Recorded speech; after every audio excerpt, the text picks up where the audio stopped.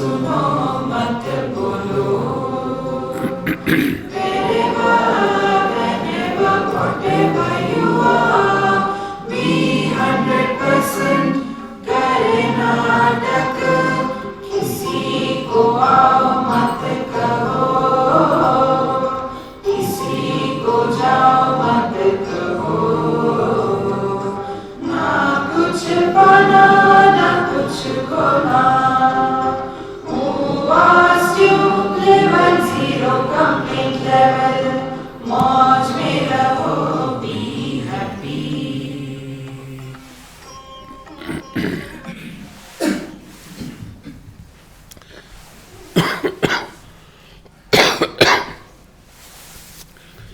श्री कृष्णा श्री कृष्णा श्री कृष्णा श्री कृष्णा गुरुर्ब्रह्मा गुरुर्विष्णु गुरुर्देवो महेश्वरः गुरुः साक्षात् परं ब्रह्म तस्मै श्री गुरवे नमः तस्मै श्री गुरवे नमः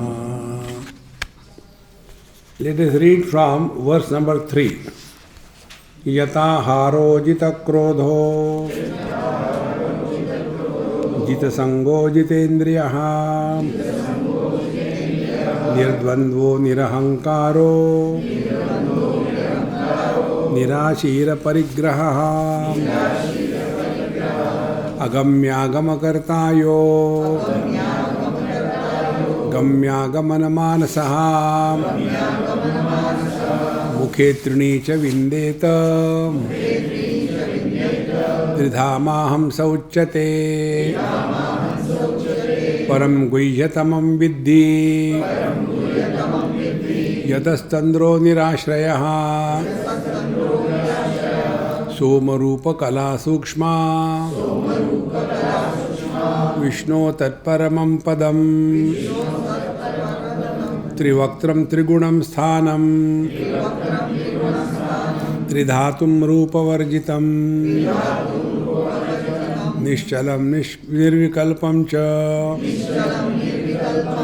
निराकारं निराश्रयम्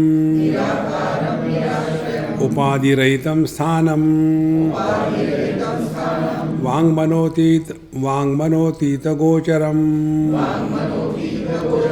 स्वभावं भवसंग्राह्यम् असंघातं पदाच्युतम्। एक ही परमात्मा सभी उपाधियों में से प्रकट हो रहा है। जब हमारा ध्यान क्या प्रकट हो रहा है इससे हट करके कौन प्रकट हो रहा है इधर जाता है, तब हम अंतर्मुखी हो गए। जैसे एक बार एक शिष्य थे, गुरु थे और लोग भी थे, और उस शिष्य को गुरु ने डांटा। उसके बाद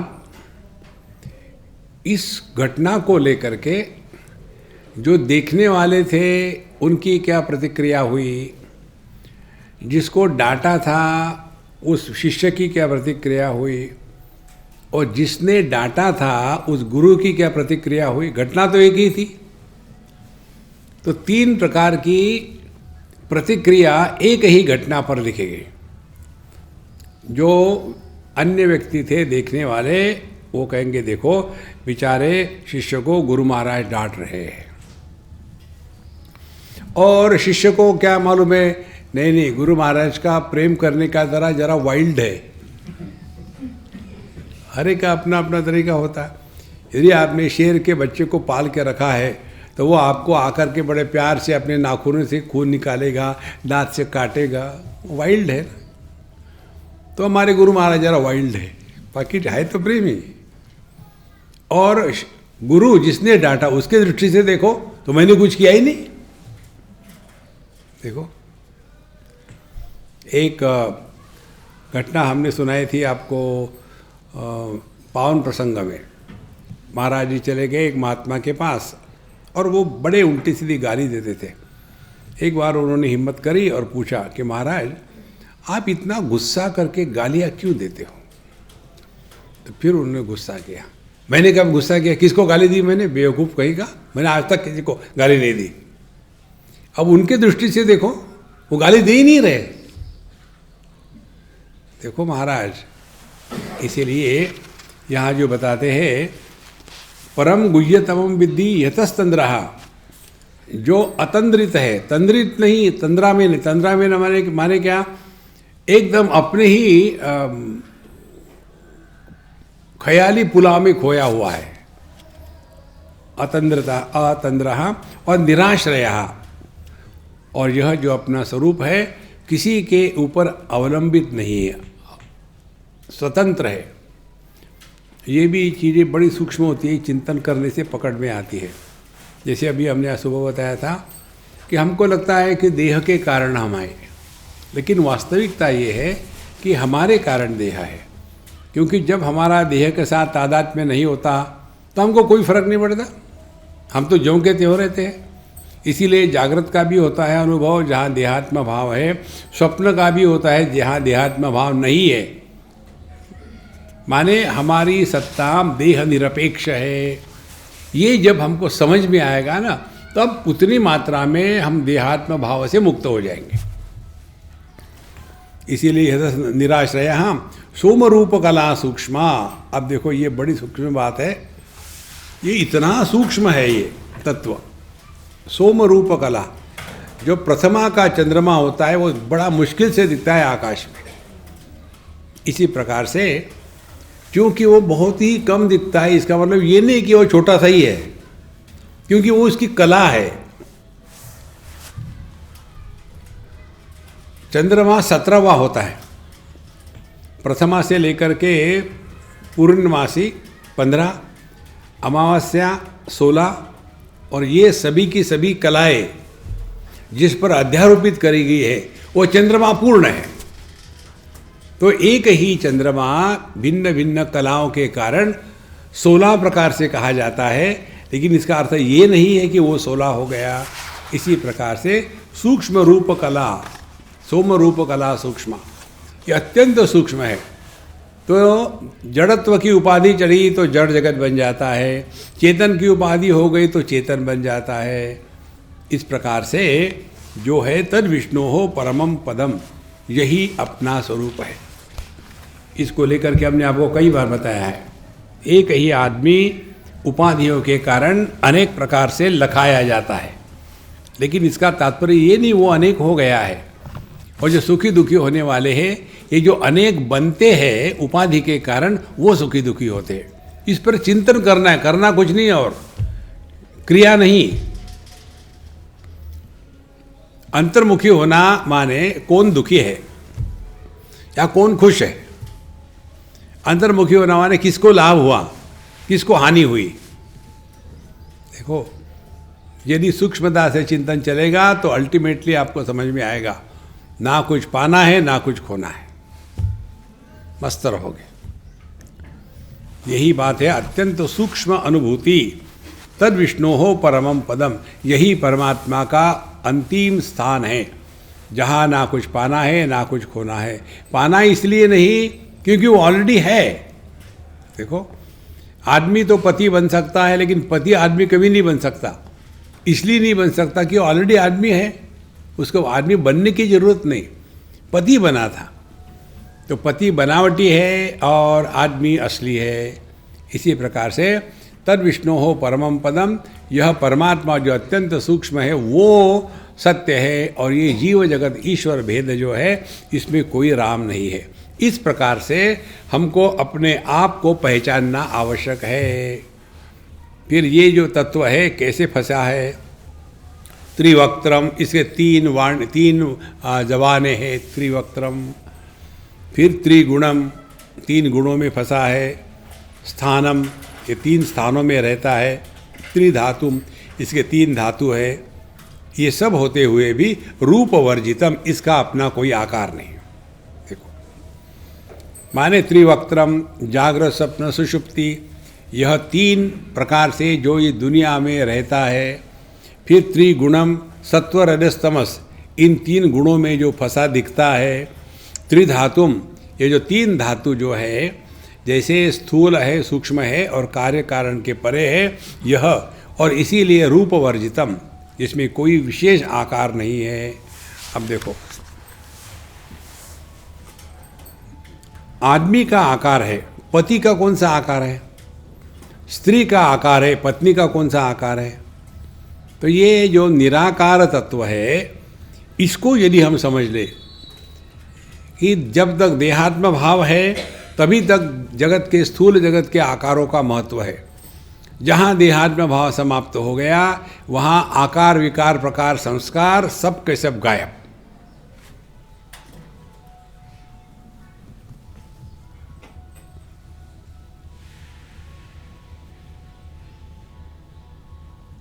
ये अपना स्वरूप है।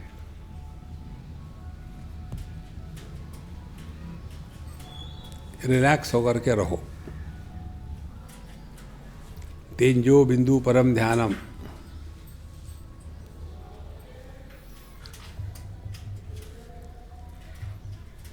आप ये किसी को समझा नहीं पाओगे।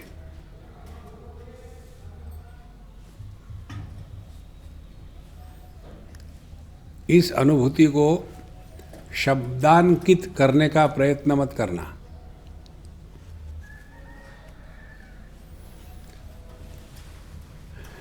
God defined is God defined.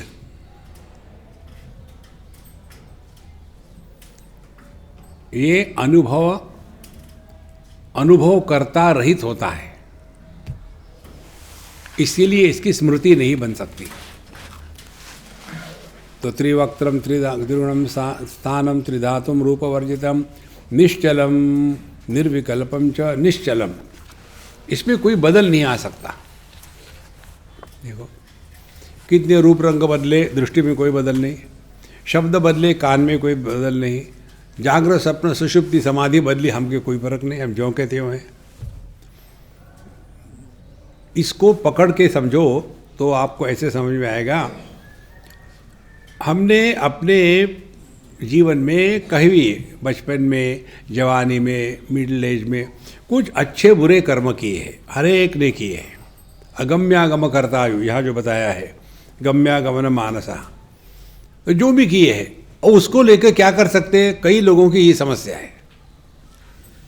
भूतकाल को लेकर के हम केवल उसके प्रति उदासीन नहीं रह सकते हैं। You cannot undo your past. जो भी अच्छा बुरा हो गया, आप उसको कुछ नहीं कर सकते। तो उससे निकले कैसे? उसके निकलने का ये तरीका है। बचपन किसका था? शरीर का, आपका नहीं था। जवानी किसकी थी? शरीर की थी, आपकी नहीं थी। तो जो भी कुछ हो गया, बचपन में आपने किसी को मारा, कुछ गाली दी, तो वो बच्चा चला गया, वो आदमी भी चला गया, भूल जाओ उसको। जवानी में कुछ अच्छे बुरे कार्य किए, जवानी गई, अब उसको भूल जाओ, उसको सर पे मत रखना। ये जो अभ्यास है, अपने भूतकाल के बारे में नहीं बोलना, इसके द्वारा आपका देहात्म भाव धीरे धीरे क्षीण हो जाता है। वाराणसी में एक बार एक बड़े वयस्क गृहस्थ थे, अब नहीं रहे, बहुत विद्वान थे। कल्याण इस जो निकलता है मासिक गीता प्रेस का, उसके वो मुख्य संपादक थे, हमारे बड़े घनिष्ठ मित्र। काफ़ी बूढ़े हो गए थे, फिर मर गए। तो उन्होंने मुझे पूछा, सत्संग में आते थे, तो स्वामी जी आप इस पर क्यों जोर देते हो कि पुरानी बातों को मत बोलो? जब तक कि हम अपने बचपन की बातें, पुरानी बातें बच्चों को नहीं बताएंगे, तब तक कि उनको हमारे संस्कृति के बारे में कैसे पता चलेगा? हमने कहा आप बताओ, सुनता कौन है आपकी बात? देखो, और जो बचपन की बातें थी, बचपन किसका था? आपका था कि देह का था? जवानी आपकी थी कि देह की थी? तो जहां हम अपने भूतकाल के बारे में बोलना धीरे धीरे कम कर देंगे, उतनी मात्रा में आपका देहात्म भाव धीरे धीरे ढीला हो जाएगा। पूरी जो साधना वो यही साधना है, बाकी कुछ नहीं है। और जब हम ये समझ से करेंगे तो क्या उसका प्रभाव होगा? यही होगा कि हमको ये बात समझ में आएगी। जब हम अन्य के साथ बात करते हैं तो भूतकाल की करते हैं, जब हम अपने साथ बात करते हैं तो भविष्य की करते हैं। दोनों स्थानों में देहात्म भाव यही एक मूल कारण है। और जब तक के देहात्म भाव की निवृत्ति नहीं होगी, आप कुछ भी कर लो, बकवास। लाखों रुपए का दान धर्म कर दो, आप कुछ नहीं होगा उससे। देखो संतो, ये बात बिल्कुल दिमाग में पक्की बैठनी चाहिए। जब ये बनेगी ना बात, तब आपको ये उपनिषद की बातें समझ में आएगी। तो निश्चलम, हम ज्यों के त्यों, हमें कोई चलन वलन नहीं, देह में चला आना जाना है, हम में नहीं। निर्विकल्पम, दूसरी बात, ये विकल्प हो सकता है कि मैं सुंदर हूँ, मैं सुंदर नहीं हूँ, मैं जवान हूँ, मैं जवान नहीं हूँ, लेकिन मैं हूँ या मैं नहीं हूँ, ये विकल्प नहीं है। जब अपने अभाव का विकल्प नहीं, तो मेरे होना कहने की क्या आवश्यकता है? तो निर्विकल्प समाधि का यही अर्थ है। केवल पत्थर के जैसे बैठ लेना, ये नहीं उसका अर्थ। कोई विकल्प नहीं है मन में कि हम कौन है।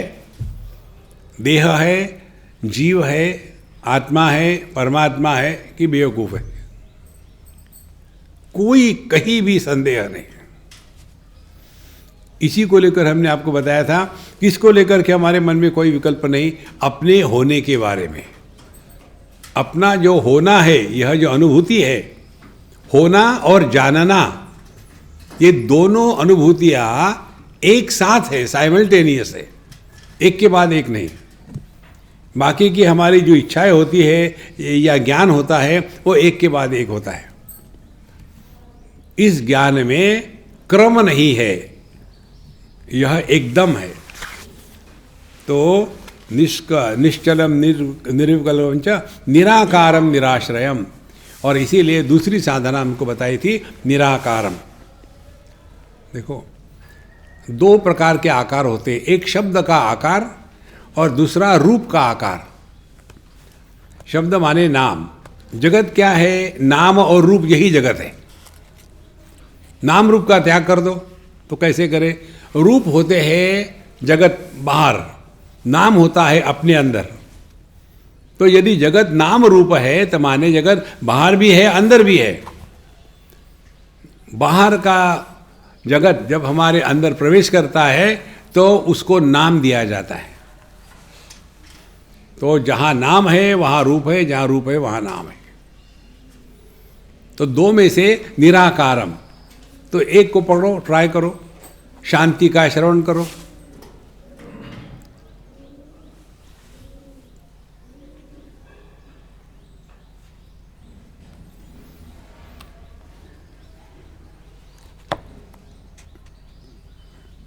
शांति का श्रवण कैसा कर सकते हैं? क्योंकि कान से तो हम शब्द ही सुन सकते हैं। तो फिर किसी भी शब्द का और किसी भी शब्द के अभाव का हम पर जब कोई प्रभाव नहीं पड़ता, तब हम निर्गुण निराकार में पहुंच गए।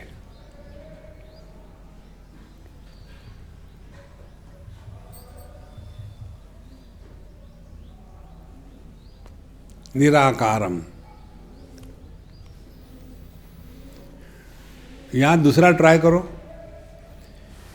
आप अपने आप से बोलो, लेकिन किसी भी शब्द का प्रयोग मत करो।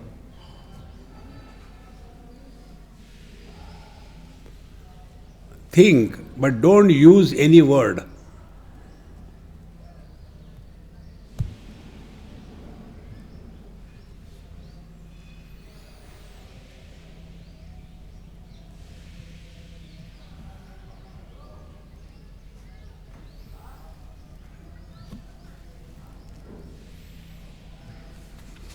निर्विकल्पम निराकारम।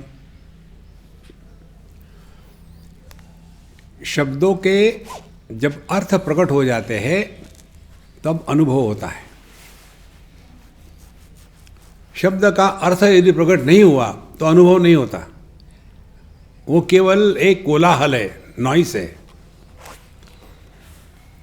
जैसे ये दो शब्द हमने जो लिए थे, निराकारम निराश्रयम, इसका अर्थ हमको समझ में आ गया तो उसका अनुभव तुरंत हो जाता है।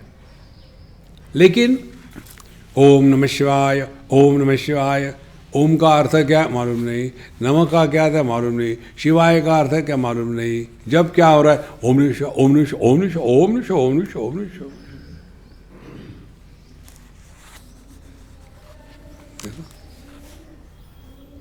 शब्द का अर्थ प्रकट होना आवश्यक है, नहीं तो भाषांतरण में आपको सब मिल जाएगा, उससे कुछ नहीं होगा। इसका अर्थ हृदय में प्रकट होना है। देखो जैसे अभी हम यहाँ थे ना अपने गोवा में, तो हमको तो किसी से बोलना बिलना कुछ है ही नहीं, nothing to talk, nowhere to go. तो एक कोई अम्मा थी, मुझे पता नहीं कौन थी, तो आ करके कहती स्वामी जी नमस्कार करूँ मैं आपको। मैंने आओ गले लगो। इतनी फूट फूट के रोई, इतनी रोई, मेरे कपड़े खराब कर दिए। तो उसके हस्बैंड ने कहा क्यों रोई? बोले मुझे नहीं मालूम, रोई मैं जरूर, मेरे कपड़े धो के देना। देखो शब्द में जब अर्थ प्रकट होता है ना, तब उसका परिणाम होता है। हम लोग लिख के देते आई love you, I love you, कितने बार लिखूं आई love you, I love you, और वो भी व्हाट्सएप कर देना, हो गया। और वो भी इमोजीज लगा देना, वो भी हाथ से नहीं लिखना, फॉरवर्ड फॉरवर्ड फॉरवर्ड। देखो महाराज, शब्दों का अर्थ प्रकट होना यही अध्यात्म है। निश्चलम निर्विकल्पम जो निराकारम निराश्रयम, निराश्रयम ये किसी पर अवलंबित नहीं है। जागृत आवे चले जाए हमको कोई फर्क नहीं पड़ा, बचपन आके चला गया हम ज्यों कहते हो, जवानी आके चली गई हम ज्यों कहते हो, बुढ़ापा चला जाएगा आप ज्यों कहते हो, मरोगे नहीं। मृत्यु यह भ्रांति है। मनुष्य मृत्यु से नहीं दुखी होता, मृत्यु के भय से दुखी होता है। देखो जैसे कोई एक्टर काम करता है स्टेज पर, और उसमें एक्टिंग में उसके पार्ट में ऐसा है कि दूसरा कोई आकर के उसके ऊपर गोली चलाता है, वो मर गया। अब उसको मालूम है ये केवल नाटक चल रहा है, असल में नहीं है। इसी प्रकार से हम कितने बार मर चुके हैं। बचपन खत्म गया, बचपन मरा, जवानी खत्म हो गई, जवानी मरी, मध्यम वय खत्म हुआ, वो मरा, बुढ़ापा ये मरेगा, अपन तो ज्यों कहते हो है ना, क्या फर्क पड़ा है।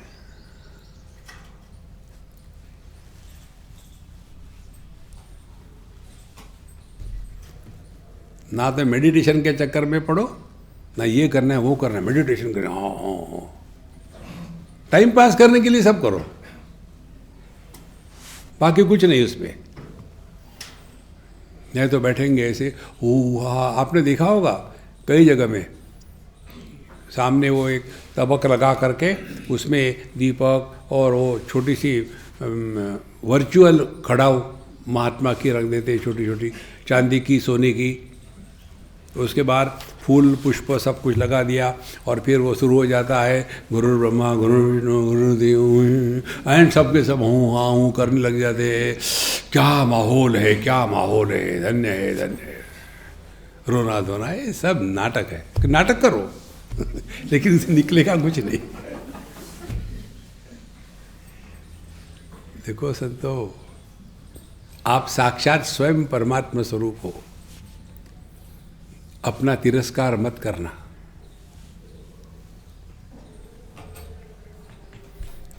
तो कुछ भी नहीं पाना दुनिया में, कितनी मजे होती है। देखो छोटे बच्चों को देखो, उनको कुछ नहीं पाना, मस्त रहते। और हम बुढ़ाओ लोग हमेशा चिंता, जाऊं तो जाऊंगा, भाड़ में जाओ ना। देखो महाराज, जगत में कुछ भी प्राप्त नहीं करना। जब हम दुनिया में नहीं थे ना, कुछ कमी नहीं थी किसी चीज की। आप निकल जाओ, कुछ भी कमी नहीं होगी।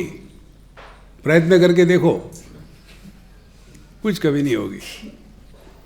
तो पहले नहीं थे तो कुछ फर्क नहीं पड़ा, बाद में नहीं रहेंगे तो कुछ फर्क नहीं पड़ा, अभी कौन सा फर्क पड़ रहा है?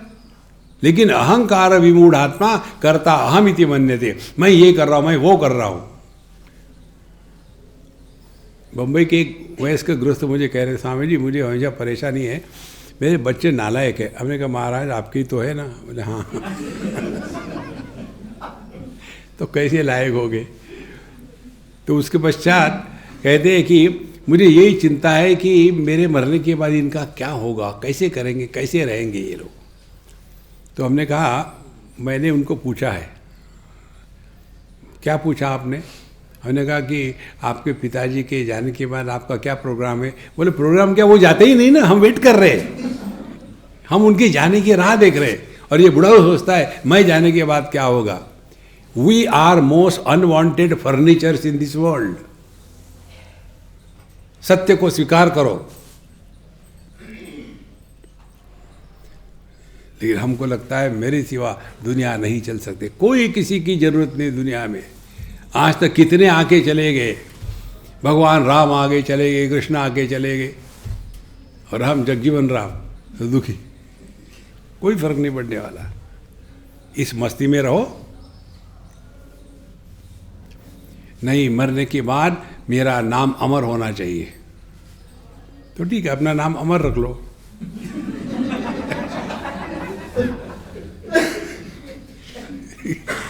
बेवकूफ़ी की हद होती है।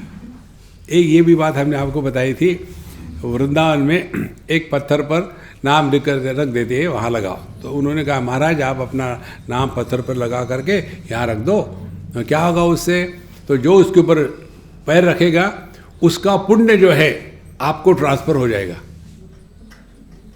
हमने यार ये तो सॉफ्टवेयर से भी बहुत सुपर सॉफ्टवेयर हो गया, मानिए वहाँ कोई कनेक्शन की भी जरूरत नहीं है, हो गया। वहाँ भी धोखाधड़ी। हमने कहा ठीक है कर लो, दिखा लो, कोई ज़्यादा नहीं, 2500 लगा लो अपनी तरफ से, अपने को क्या फर्क पड़ता है। इन सब चीज़ों से अपने आप को बचाओ, इसमें कुछ राम नहीं है। त्रिवक्त निराश्रय, फिर उपाधि रहितम स्थानम वांग मनोतीत गोचरम स्वभावम भव संग्राह्यम असंगातम पदाच्युतम। अब देखो कितनी बढ़िया बात है, उपाधि रहितम स्थानम। ध्यान से सुनना, उपाधि रहितम स्थानम, यह हम आपको बता रहे, अनुभव करा रहे। एकाग्रता से हम इस माइक पर ठोकेंगे तो आपको ठक ठक आवाज आएगी, केवल उसको सुनो।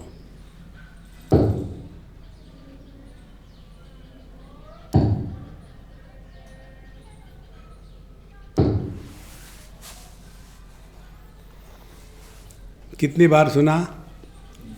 3 बार। ये 3 कैसे हो गए? आवाज तो एक ही है। तो एक ठक के बाद शांति, दूसरा ठक फिर शांति, तीसरा ठक फिर शांति।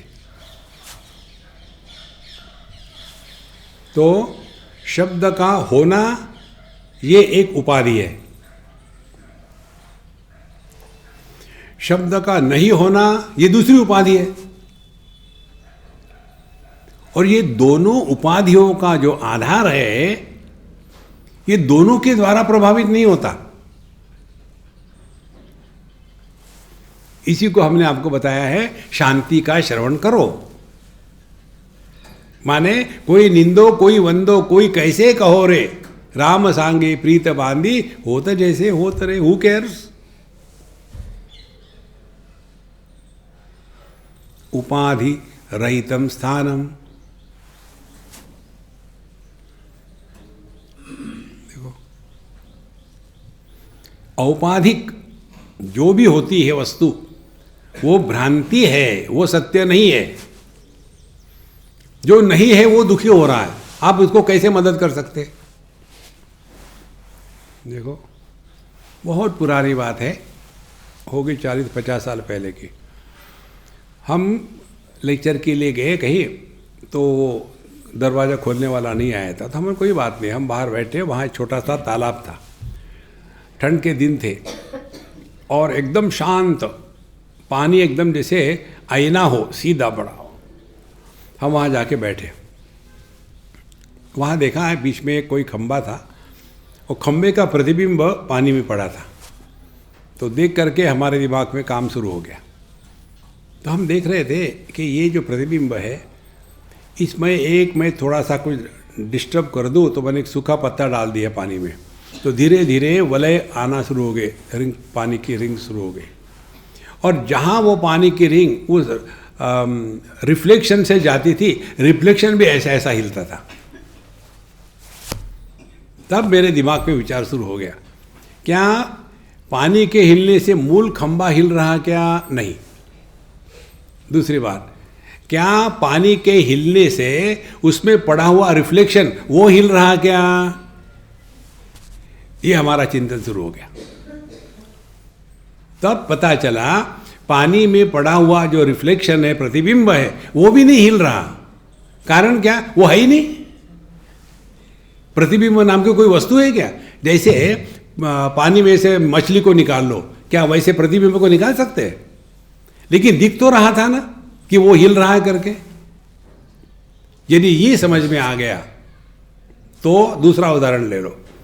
एक हमारी लड़की है कहीं, वो आई मेरे पास रो धो करके, स्वामी जी मेरी माँ ने कहा आपसे पूछो। मैंने बोलो क्या प्रॉब्लम है? बोले आपको पता है मेरा डाइवोर्स हो गया। मैंने पता है, मेरे से शादी करने के लिए आई क्या? बोले नहीं, आपको तो कोई सीरियस लेना ही नहीं, हर एक की मजाक उड़ाते आप, पर जरूरत कहा है मजाक उड़ाने के लिए? तुम स्वयं सिद्ध हो, मजाक उड़ाने कोई ज़रूरत नहीं, सब बेवकूफ़ तो दुखी होते। अच्छा महाराज, उसने कहा कि मेरे घर में कोई प्रसंग है और उसमें केवल सौभाग्यवती लड़कियों को ही आना अलाउड है। मेरी माँ ने कहा तुम बाहर चले जाओ, प्रोग्राम के बाद आना, क्योंकि तुम सौभाग्यवती नहीं हो। फिर उसने प्रश्न पूछा, ये डाइवोर्स के बाद लड़की विधवा होती है कि सधवा रहती है? दो उसका उत्तर। कौन मरा? पति नाम की कोई वस्तु होती तब मरेगी ना। देखो संतो, पति पत्नी भाई बहन माँ बाप कहाँ है? ये जो बेवकूफ कहीं भी नहीं है, उनको लेकर के सुपर बेवकूफ हो रहे।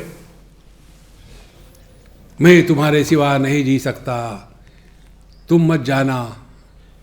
जाओगे तो क्या करेंगे? मैं शादी कर लूंगा। रिप्लेसमेंट। ये जो प्यार वीर होता है ना, इस चक्कर में मत पड़ना ज़्यादा। दूर दूर, हाँ बहुत ही प्यार है, बस क्या हो गया खत्म, डोंट गेट। एक लड़का लड़की शादी विधि हो गई और बड़े प्यार में आ गए, 5 साल पूरे हो गए। उसके बाद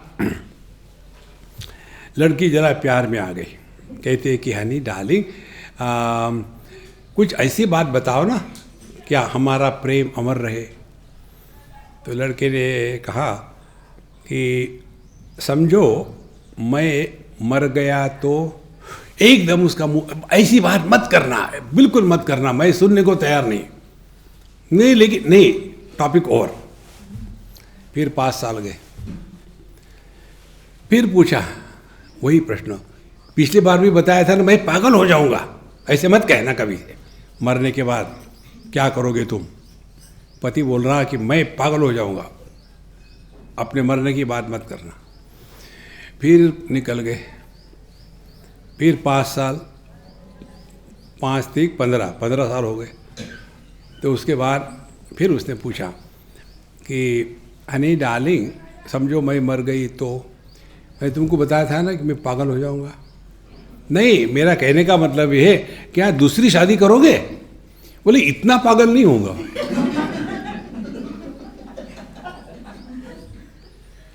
देखो, एक पागलपन काफ़ी हो गए। फिर 5 साल गए, 20 साल हो गए, फिर वही प्रश्न, हनी डार्लिंग यदि मैं मर गई, मैं तुमको बताया था ना पिछले बार, नहीं समझो मैं मर गई तो आप, पागल आदमी कुछ भी कर सकता है। हो सकता है शादी कर लेंगे। खामो खाम परेशान मत होना, ये चला चली का खेला है महाराज, यहाँ ना कोई आया है ना कोई गया है। देखो, और जो मरता है वो कहीं हो ही नहीं। ये सब बातें पुस्तकों से नहीं, हमने लोगों से मिलकर के सीखी है। नहीं तो इसी में फंसे रहते हैं, जाने कहाँ गए वो दिन। अरे जाने तो यार, नए दिन आ गए। इसीलिए यह जो बात है ना, बड़ी सिंपल बात है। उपाधि रहितम स्थानम, निरुपाधिक सत्ता अपना स्वरूप है, कोई उपाधि नहीं। हम बिना उपाधि के रह नहीं सकते। मैं स्त्री, मैं पुरुष, मैं जवान, मैं बूढ़ा, मैं सुंदर, मैं भयानक, मैं पढ़ा लिखा, मैं अनपढ़, मैं अमीर, मैं गरीब। अरे यार, जो है वो रहो ना। लेकिन हमको कोई ना कोई उपाधि चाहिए। श्रोत्रिय ब्रह्मनिष्ठ, आहा, इस चक्कर से निकल जाओ। इस दुनिया में बेवकूफ बन करके रहो, उससे क्या होगा? दुनिया बेवकूफ बनेगी और आप मस्त रहोगे। नहीं तो ज्ञानी बन करके शुरू कर दो। कोई आया, आशीर्वाद, बेटा तुम्हारा भला, पता नहीं होगा कि नहीं। क्योंकि पावर है ही नहीं, फेल्यूर है। इस चक्कर में मत पड़ना भैया, सरल रहो। उपाधि रहितम स्थानम वांग मनोतीत गोचरम, जो वाणी मन बुद्धि इनके परे है। ध्यान से सुनना। प्रमाण निरपेक्ष अनुभूति। रूप रंग के लिए दृष्टि के प्रमाण की आवश्यकता है। जिसको दृष्टि नहीं है उसके लिए रूप रंग की सत्ता नहीं है। तो रूप रंग की सत्ता दृष्टि सापेक्ष है, और वो अनुभव जिसमें प्रमाण निरपेक्षता है, माने जो इंद्रियों का विषय नहीं है, कर्मेंद्रियों का विषय नहीं है, मन का विषय नहीं है, बुद्धि का विषय नहीं है, वो आप हो।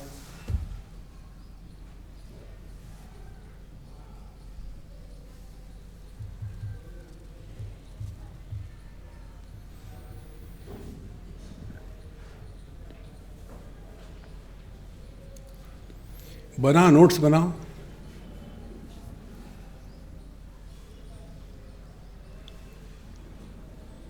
लिखो।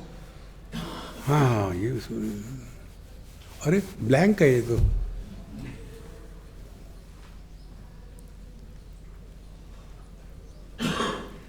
ना कुछ पाना ना कुछ खोना। बहुत सरल है,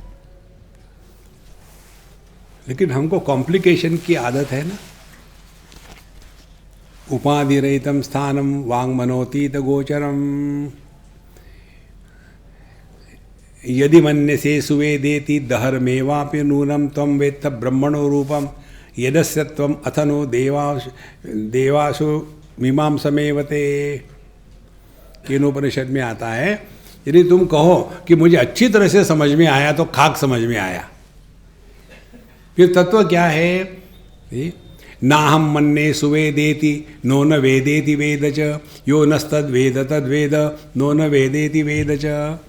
तत्व वो है कि जो समझ में नहीं आता, इस प्रकार से मुझे समझ में आया है। ऐसा जो समझ में आएगा कि जिस समझ में नहीं आता उसको ही ठीक से समझ में आ गया। आया समझ में? ये है तत्व। इसीलिए उपनिषद श्रुति कहती है कि अविज्ञातम विजानताम विज्ञातम अविजानताम। देखो, यह विषय नहीं है, यह अपना स्वरूप है। इसीलिए उपाधिरहितम स्थानम वांगमनोतीत गोचरम स्वभावम भवसंग्राह्यम। स्वभावम, जिसकी स्वतंत्र सत्ता है, किसी अन्य के सत्ता पर अवलंबित नहीं है। जैसे पति की सत्ता आदमी है और पत्नी है। यदि पत्नी नहीं हो तो आदमी पति नहीं हो सकता, यदि आदमी नहीं हो तो पति होने का चक्कर ही नहीं। देखो, तो यहाँ जो कहते हैं स्वभावम, हमारा होना किसी अन्य पर अवलंबित नहीं है। ध्यान से सुनना, इसको कहते हैं कार्य कारण मिथ्या। इसको ठीक से समझ लेना। हमारी दृष्टि ठीक है कि नहीं कैसे पता चलेगा? तो हम चले जाते हैं डॉक्टर के पास, आए डॉक्टर के पास, और वो डॉक्टर कहता है हमको कि देखो पढ़ो, ऊपर की लाइन पढ़ सकते हो? नहीं। फिर नीचे की? नहीं। अच्छा मैं बड़ा करता हूँ। फिर वो बड़ा करता है। अब पढ़ सकते हो? नहीं, नहीं पढ़ सकते। नहीं। फिर और बड़ा किया, अब पढ़ सकते हो? नहीं। क्यों? मुझे अंग्रेजी आती नहीं। अब ऐसे आदमी को क्या करें आप? तो आपने दृष्टि की सिद्धि होगी यदि वो उसको लिखना पढ़ना कुछ दिखना आता है, तब इसकी दृष्टि काम कर रही है। माने दृष्टि है, इसका परावलंबन विषयों पर है, और विषय है ये सिद्ध होगा दृष्टि के कारण। तो दृष्टि के कारण रूप रंग, रूप रंग के कारण दृष्टि। इसीलिए ये दोनों एक दूसरे पर कार्य कारण भाव से अवलंबित है। कार्य कारण मिथ्या। देखो आजकल के जो डिजिटली डाउनलोडेड बच्चे होते हैं ना, ऐसे एक डाउनलोडेड बच्चे ने अपने पिता को कहा, पिताजी डांट रहे थे, मैंने तुमको जन्म दिया इस प्रकार से व्यवहार करने के लिए। तो उसने कहा कि डैडी इनफ इज़ इनफ, बहुत हो गया, अब मेरी बात सुनो। किसने आपको पिता बनाया? जब मैं पैदा नहीं हुआ था किसने आपको बाप कहा? तुम्हारे बाप होने का कारण मैं हूं। अब बाप के कारण पुत्र है कि पुत्र के कारण बाप है? कहने का तात्पर्य कार्य कारण मिथ्या। देखो हम इसी में फंसे रहते हैं। यहां कहते हैं स्वभावम, लेकिन मैं हूं इसके लिए किसी की आवश्यकता नहीं है।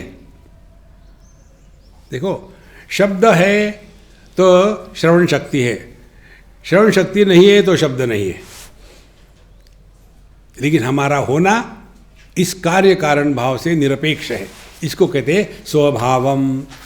जागृत है, स्वप्न नहीं है, स्वप्न है, सुषुप्ति नहीं है, सुषुप्ति है, जागृत नहीं है।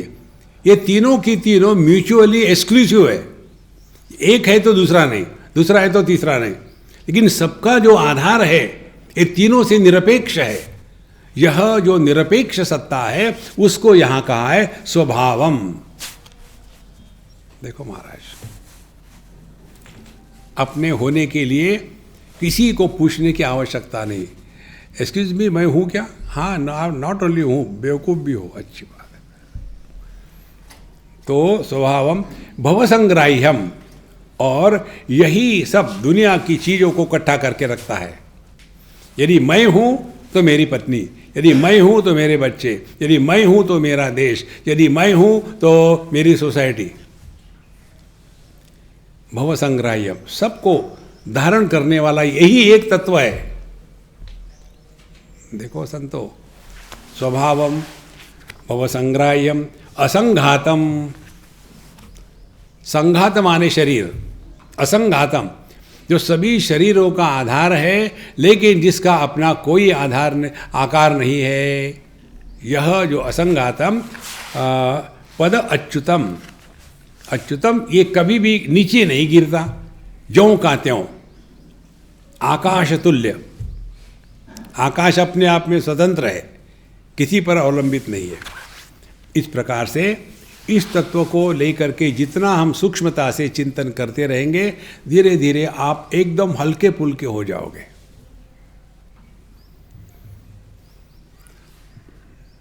इसीलिए भाव और अभाव, यह ज्ञान मानसिक प्रत्यय है। जब तक के मन काम करता है तब तक के भाव अभाव का ज्ञान होता है। जैसे हमारे हाथ पर ये एक डिब्बी है, तो हमने पूछा क्या है हमारे हाथ पर? डिब्बी। तो डिब्बी को रख दिया। अब क्या है? अब डिब्बी नहीं है, क्योंकि पहले आपका ज्ञान एक वस्तु से प्रभावित हो गया था कि उनके हाथ पर कुछ है, निकाल दिया तो अब आपके हाथ पर कुछ नहीं है। माने इस वस्तु को हमने दो प्रकार से ग्रहण किया, भावात्मक और अभावात्मक। हम कहते भी तो है ना, you are very conspicuous by your absence. इसी प्रकार से जिस ज्ञान में होना और नहीं होना, भाव और अभाव, इसकी संभावना है, वह मानसिक प्रत्यय है। और जिसमें भाव और अभाव इन दोनों की संभावना नहीं है। कैसे? शब्द है, शब्द नहीं है, दोनों का समर्थन मैं ही करता हूं। और मुझे मैं नहीं हूं ये संभावना नहीं है, तो मैं हूं ये भी कहने की आवश्यकता नहीं। यह जो प्रमाण निरपेक्ष सत्ता है, भाव अभाव से परे है, असंघातम, किसी शरीर में बंधन नहीं है, अच्युतम, ज्यों का त्यों रहता है।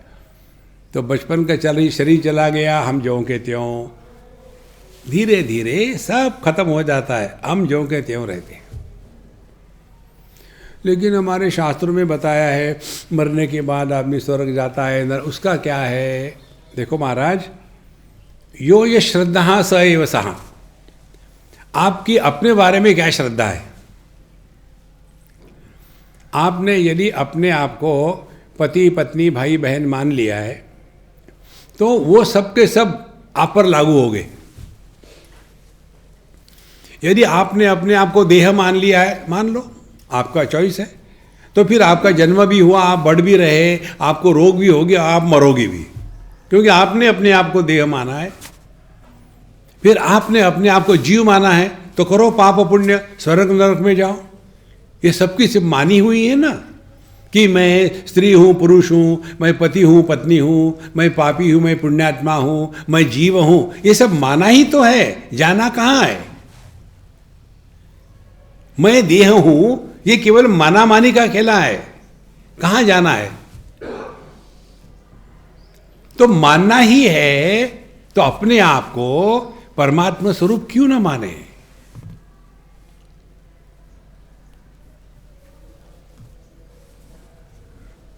अब कौन सी साधना करोगे बताओ? पब्लिक को मत बताना यार, हम वो कैंप से आ गए तब से ब्राह्मण हो गए यार। देखो, एक शिष्य थे और गुरु महाराज को काफ़ी पढ़ा वेदांत वगैरह। एक दिन आ गए सुबह सुबह, आने के बाद कहते हैं, महाराज आपने मुझे अच्छी तरह सिखा दिया, मैं ब्रह्म हूँ। बोले फिर? इसीलिए मैं अभी आश्रम की सेवा क्यों करूँ? क्योंकि ब्रह्म तो कुछ कर ही नहीं सकता, निर्गुण निराकार। बिल्कुल ठीक बात, बैठो बेटा बैठो। ब्रह्म बैठ गया। फिर ब्रेकफास्ट का टाइम आया, तो गुरु महाराज ने कहा दूसरे शिष्य को, भाई मेरे लिए ब्रेकफास्ट ले आना, यही आज मैं नहीं बाहर जाऊँगा, बढ़िया ले आना जरा। ब्रेकफास्ट आ गया, ब्रह्म बैठा है, गुरु महाराज डट के खा रहे, टेस्ट ले ले करके, मजा आया, थोड़ा और ले आओ, मजा आया खाने में। ब्रह्म देख रहा है, अब मैं करूँ क्या ब्रेकफास्ट? ब्रह्म खाता नहीं। फिर लंच का टाइम आ गया, फिर वही हाल। फिर उस समय भी खाना नहीं मिला। बोले ऐसा करता हूँ, मैं ज़रा आराम करता हूँ।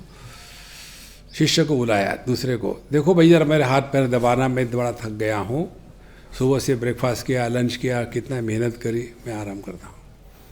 अब आराम से गुरु महाराज खा के डट के खर्राटे मार रहे, ब्रह्म बैठा है, ब्रह्म सो नहीं सकता। फिर बाद में कहते, मैं ज़रा घूमने जाऊँ, ब्रह्म घूम नहीं सकता, पैर नहीं है ब्रह्म को, तुम कैसे घूमोगे? गुरु महाराज यदि जाने नहीं दोगे तो भाई यही करूँगा। बोले ब्रह्म कर भी नहीं सकता। देखो महाराज, ऐसे नहीं होता। यह ऐसा अनुभव है कि जो वाणी में लाने से कलुषित हो जाता है। ये चीप प्यार नहीं होता, आई love you I love you I love you. आजकल वो भी शुरू हो गया। ये माँ अपने बच्चे को कह देते, darling honey I love you, I don't love you, no but I love you no. जो प्यार मुखर हो जाता है, जो वाणी को स्पर्श करता है, वो प्यार का नाटक होता है, वो शुद्ध प्रेम नहीं होता। देखो, जब माँ के गर्भ में बच्चा होता है तब वो माँ बच्चे को कहते हैं, मालूम है आई एम लविंग यू। नहीं, वो केवल अनुभव है।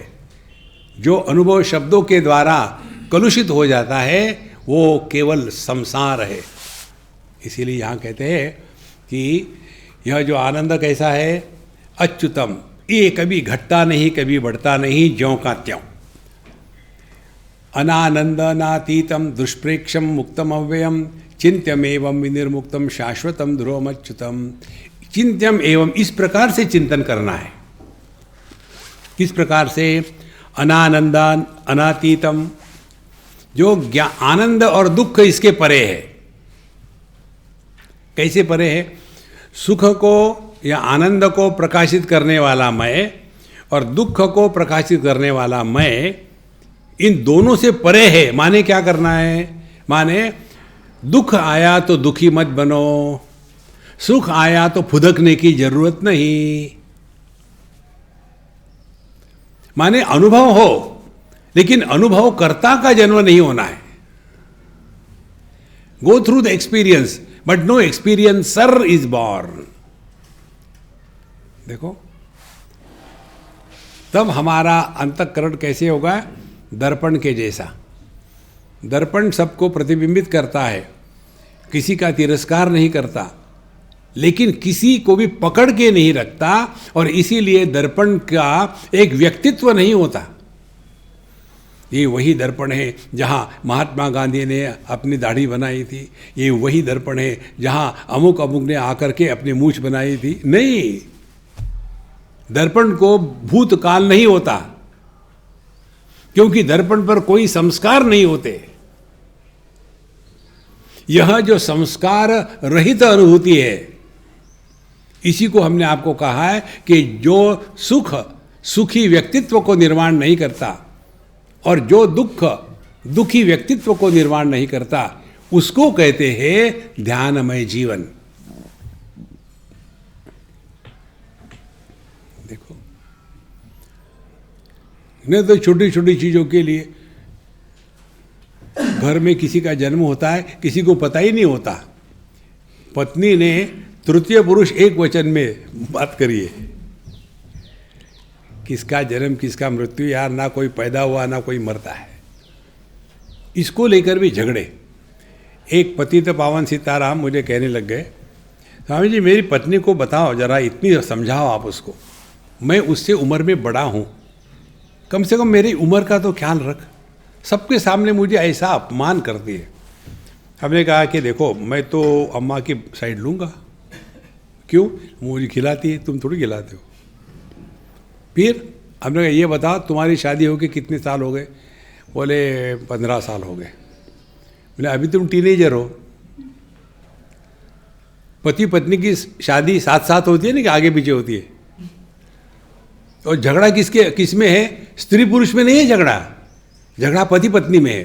पति पत्नी की उम्र एक ही होती है।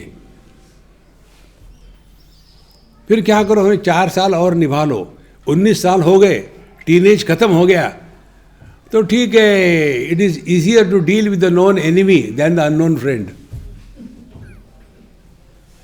निभा लो। इस चक्कर में मत पड़ना, हट जाओ इन सब चीजों से। तो अनादिनातीतम दुष्प्रेक्षम मुक्तम अव्ययम। देखो, दुष्प्रेक्षम, उसको पकड़ने का प्रयत्न मत करो, सब छोड़ दो। त्यागे नहीं के अमृतत्व मानसो। देखो, विषय को छोड़ दिया, इंद्रियों में आ गए, इंद्रियों को छोड़ दिया, मन में आ गए, मन के राग द्वेष को छोड़ दिया, बुद्धि में आ गए, बुद्धि को चेतना में समर्पित कर दिया, चेतना चैतन्य की अभिव्यक्ति। हम ज्यों के त्यों।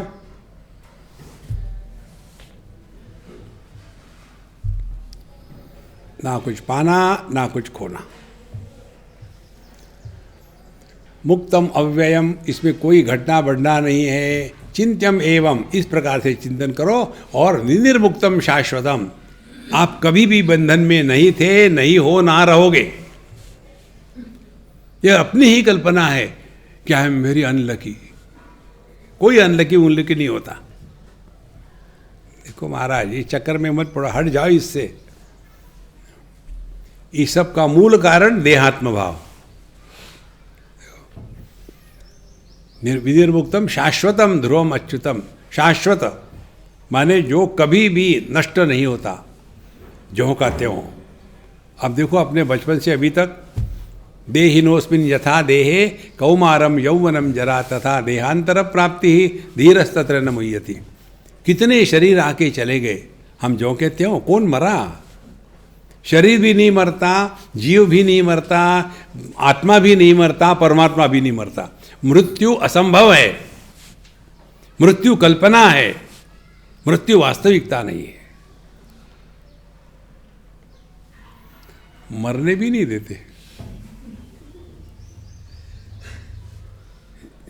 पहले तो जीने नहीं दे रहे, अब मरने नहीं दे रहे।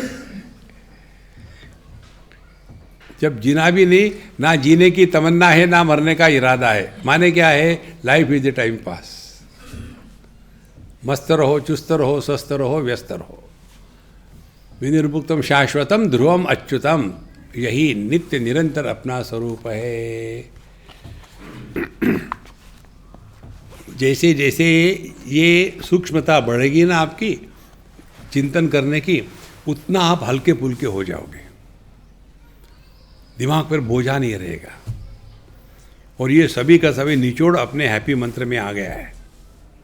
देखो, मुझे याद ही नहीं रहता स्वामी जी, मैं क्या करूं? क्या फर्क पड़ता है? जिनको याद है उनको पूछो।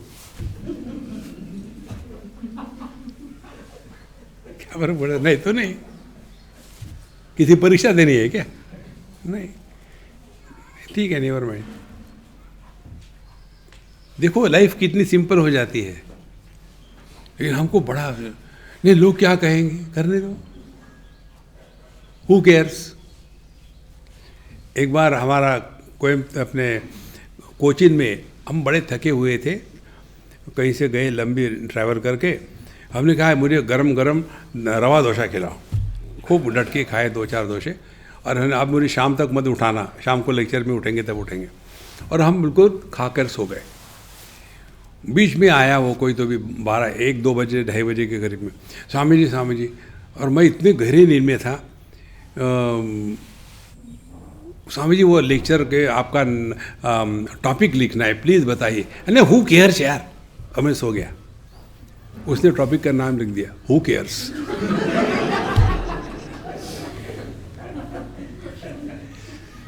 और ऐसा आनंद आया उसमें, हु केयर्स में। उसके बाद वहाँ के सब जितने भी लोग मुझे हु केयर के, वो हु केयर वाला आ गया। ज़्यादा गंभीर मत बनो जीवन में, सरल रहो, सहज रहो। इस प्रकार से शाश्वतम ध्रुवम अच्युतम तद ब्रह्मणा तदध्यात्मम तद विष्णु तत्परायणम अचिंत्यम चिन्मयात्मानम यद्व्योमम परमम स्थितम। इसको हम अगले क्लास में लेंगे।